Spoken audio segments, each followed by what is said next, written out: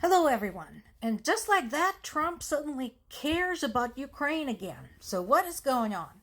Multiple sources from all over, inside and outside of Ukraine, inside and outside of the United States, are talking about Trump's announcement on social media that there will be a 3-day ceasefire between Russia and Ukraine.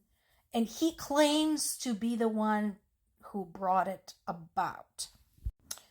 The ceasefire is supposed to last from May 9th through May 11th, so 9th, 10th, 11th. And among other things, it includes an exchange of 2,000 prisoners of war. As I mentioned many times in the past, since my family has a prisoner of war currently in Russian custody, I am always glad when such things are arranged. Even if we don't get ours back, I heartily support the families who get their loved ones back. I am happy for them, and I'm glad that, they get to celebrate. Now, Zelensky had learned his lesson. He probably doesn't really mean it because he gets to talk to people who actually do the work when these things happen. But he did thank Trump just to probably shut him up. Otherwise, Trump would be whining all over the place that Ukraine is not thanking him enough.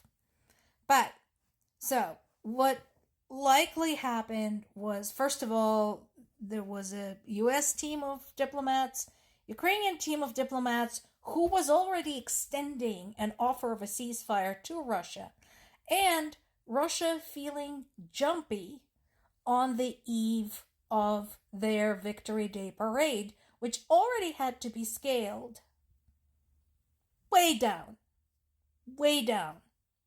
to exclude any military technology, and some of the infantry divisions actually declined to participate, citing safety concerns.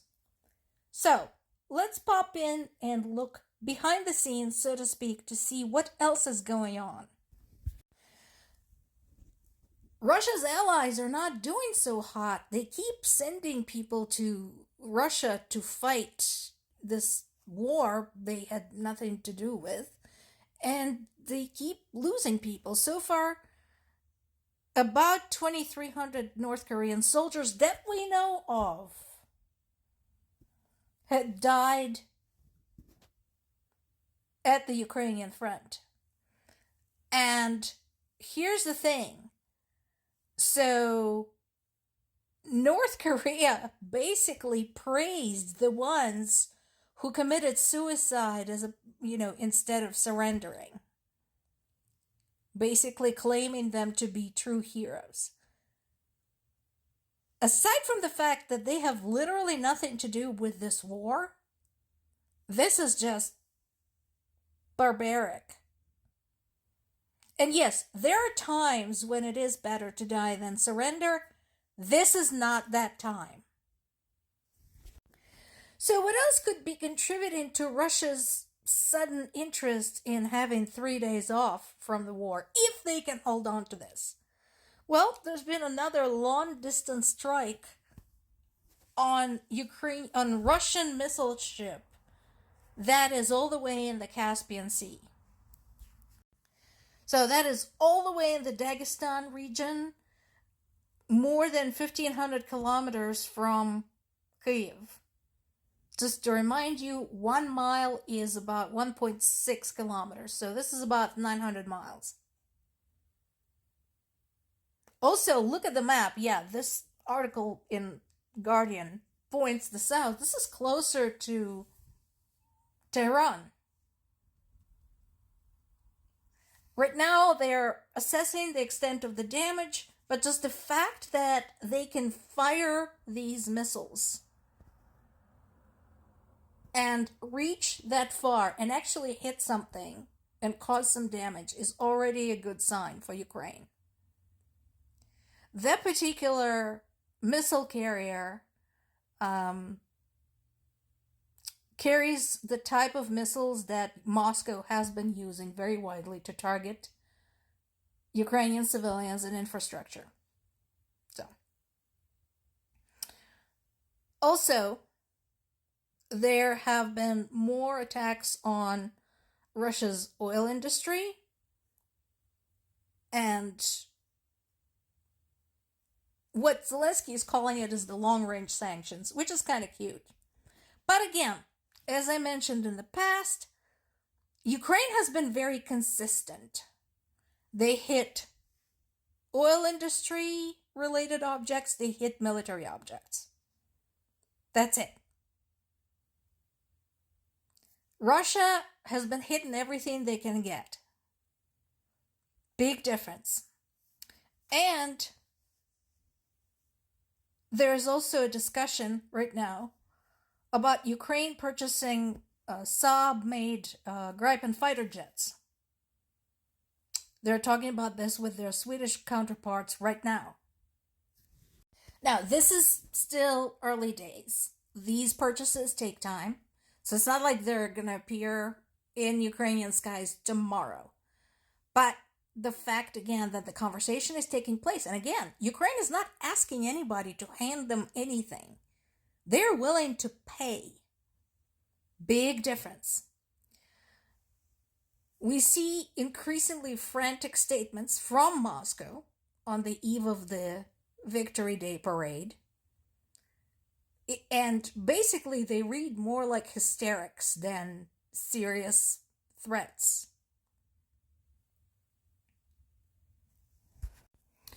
At the same time, the rest of the world is starting to basically tell Moscow's high-ranking officials, you watch your mouth. Because among other things, basically, the signal we got from Kremlin was, if you guys, so much as lift a finger at our parade, we're going to bomb Kyiv. And they have issued formal advice, recommendations to foreign diplomats to get out of Kyiv. And foreign diplomats said, we don't appreciate that. I mean, it's a far cry from anything serious, but it's nice to know that people are reacting. Zelensky continues to very successfully troll the whole parade thing, saying basically Russia needed our permission to hold their parade to go out onto the square safely for an hour once a year, and then continue killing our people and waging war. The Russians are already talking about strikes after May 9th, strange and certainly inappropriate of the Russian leadership. It's not strange. It's inappropriate, I agree. It's not strange. That's their standard operating procedure. We have also received messages from some states close to Russia saying that their representatives plan to be in Moscow. And a strange desire in these days, we don't recommend it. And in addition to all of that, there have also been another drone disruption around Moscow airports.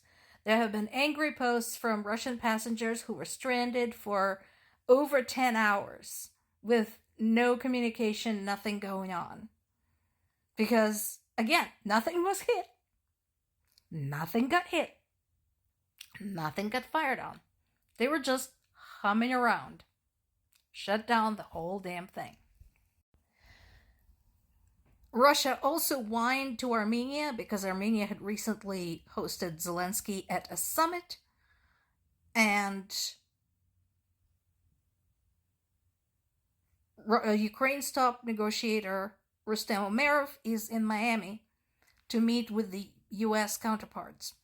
So, all of this contributes, I think, to Russia's sudden agreement to a 3-day ceasefire. Again, I'd have to see it to believe it. I'm not sure they can last that long without firing at something.